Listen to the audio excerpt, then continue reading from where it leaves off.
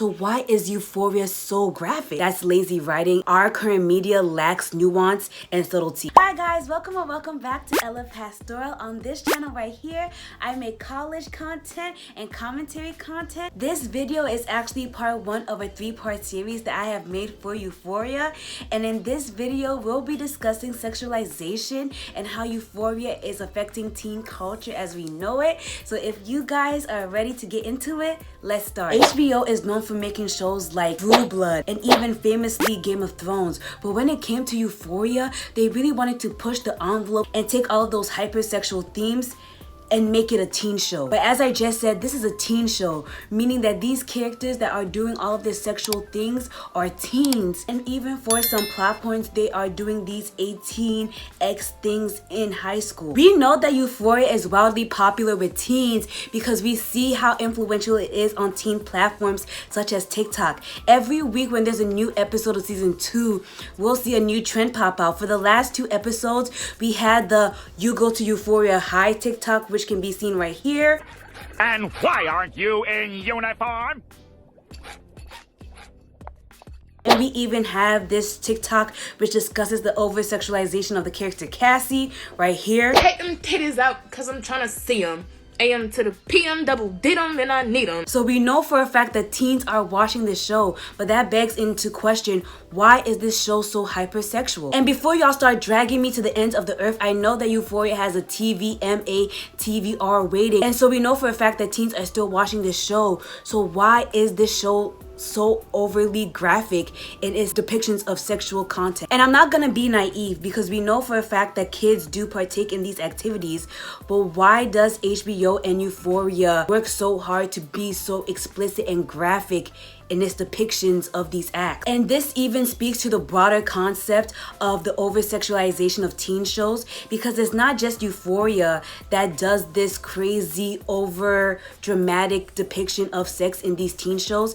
It's almost all teen media. Like, the only recent media I can think of where stuff like this doesn't happen is the show Never Have I Ever. It's very almost PG in terms of shows like Euphoria, but there is an unnecessary over-sexualization of teen shows in our current media landscape. There is even a show on Netflix called Sex Education where they're kind of teaching kids about obviously sex education and dealing with all that sort of stuff, and that show isn't even as explicit as Euphoria, and that isn't even the main plot of Euphoria. So why is Euphoria so graphic? All of this is to practically say, why do these shows find it necessary to depict such graphic sex scenes to teenagers? In this video, I'm gonna argue why I feel like that is completely unnecessary and how we as a viewing audience / culture, we need to stop that immediately. So the reason why I feel like Euphoria is so graphic in its depiction of graphic sex scenes is because of fetishization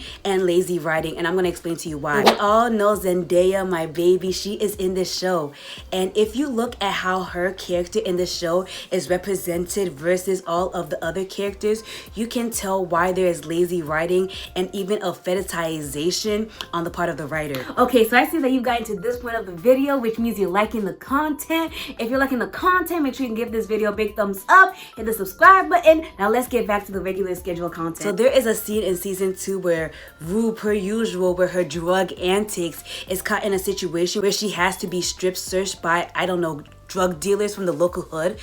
I don't know what's going on. Rue does drugs. And in this episode, everybody is butt naked. Like, everybody is so naked.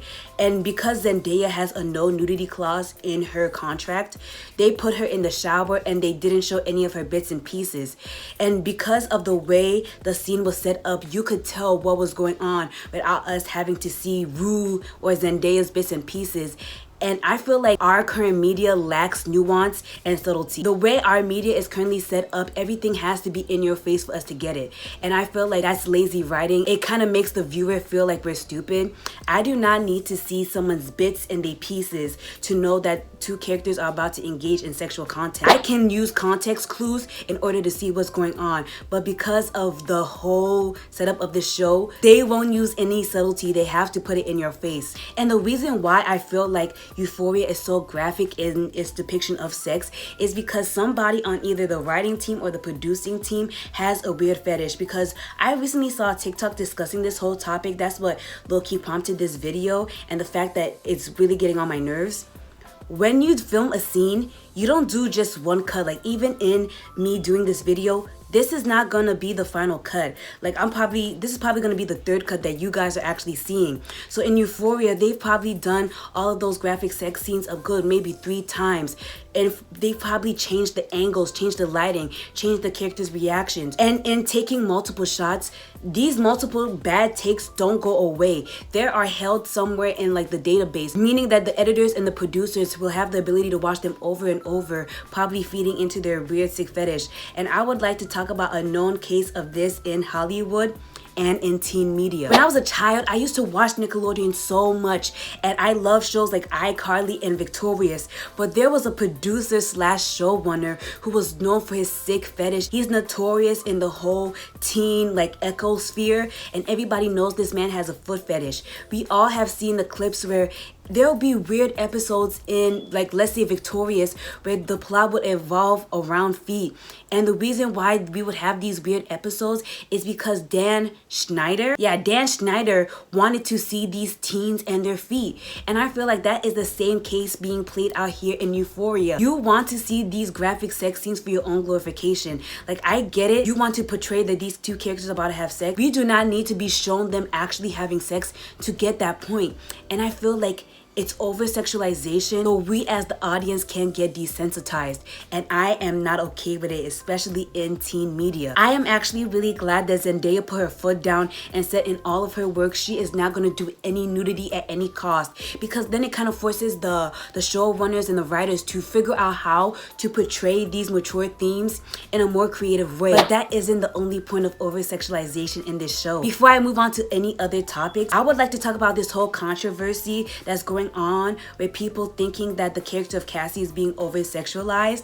So it turns out that the actress Sydney Sweeney, the character who actually plays Cassie, she said that the showrunners of Euphoria are actually more liberal and allow her to actually have control over some of her scenes. And I'm gonna read you some of the quotes right here. Sweeney said, "There are moments where Cassie was supposed to be shirtless, and I would tell Sam, the showrunner, I don't really think that's necessary here, and he was like, okay, we don't need it. I never felt like Sam has pushed it on me or was trying to get a nude scene into an HBO show. When I didn't want it, he didn't make me." And I just find that so crazy, because this is really not the industry standard. Like, when it comes to these producers, if they want you to show you some boobs and you're not Zendaya and you have a no nudity clause, they will force you to be showing your boobs. And so I have to commend the showrunners for that. But it doesn't end there in terms of the sexualization. It turns out that her over-sexualization in the show has led to some real-world consequences. So let me read you like another one of her statements from the same interview. "With The White Lotus, I felt people were responding to the hard work I've been doing," she says. "This is something that has bothered me for a while. I'm very proud of my work in Euphoria. I thought it was a great performance, but no one talks about it because I got naked." So this right here shows you that being over-sexual and having your breast out and having your butt out causes you to not have a lot of respect in the Hollywood world. Like, they'll force all of these female actresses to have their boobs out, their butts out, but because of that direct sexualization, they won't be respected in Hollywood. They won't get rewards. Like, Sweeney herself was talking about how she gets more respect for the show White Lotus and her work in Handmaid's Tale, but because of the fact that her boobs are out in Euphoria, she's probably not gonna win like a Grammy or whatever the award is for acting. And along with not being respected in Hollywood, it turns out that people just don't respect Sweeney as a person either. So according to her, she said, "That was the most hurtful thing that anyone can do," she says. "What I do is completely separate from my family. My character is completely separate to me. It is also disrespectful and distressing." So practically the situation that happened was someone decided to send her nude character scenes to her family member, and even specifically her little brother. So it's showing you that even this over-sexualization in the show is having real-world consequences. But this case with Sydney Sweeney shows that there are consequences to how a character is portrayed in the show, and and how it affects the world outside of the show. And that directly relates to my next segment, is the glorification of sex work in minors. So if you guys have watched season 1, you know there's a whole plot line where Kat, the duff of the group, has to turn into over-sexualizing herself in order to feel empowered. And I feel like this plot line was so harmful, so toxic, so unnecessary. It practically teaches the people who are watching, may they be the actual teenagers who this show really resonates with for some reason, or the young adults my age, that you can find sexual liberation and you can find peace through sex work. And in my opinion, I don't think that's true at all. The beginning of Kat's arc is low-key pushed forward by Jules, the local sex addict with mad bodies. She low-key shames Kat into believing that her having her virginity is only something a loser would have. So now this puts into Kat's mind, I have to lose my virginity or else I'm not cool. So now she finds this random dude to have sex with. She doesn't know this dude, and this dude records her without her consent and publishes the video to everyone, right? She's able to fix this situation like really fast, but she finds out that her underage sex tape is on the hub. I'm not gonna tell you what kind of hub it is the hub.